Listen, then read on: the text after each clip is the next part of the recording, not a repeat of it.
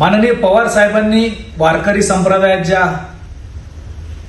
प्रतिगामी प्रवृत्ती घुसल्यात, त्यांच्या संदर्भात जे वक्तव्य केलं, त्यावर ज्यांची लायकी नाही, ज्यांचा कसलाच अभ्यास नाही, जे केवळ चेकाळून बोलत असतात, अशा लोकांनी प्रतिक्रिया दिल्या.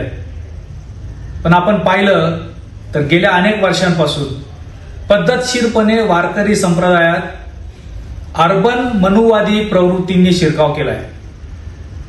हे वेगळे नाव घेऊन वेगळ्या संस्थांच्या नावाने वेगवेगळ्या अजेंडा राबवण्यासाठी एकत्र येऊन वारकऱ्यांमध्ये घुसलेले आहेत. यांना नावं बदलायची गरज पडते. त्यामुळे मनोहर असलेलं नाव संभाजी महाराजांच्या नावाने केलं जातं.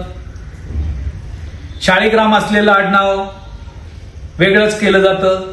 त्यांना भोसले आडनाव घ्यायला लागतं. याचा अर्थ असा आहे की थेट वारकऱ्यांमध्ये घुसता येत नाही.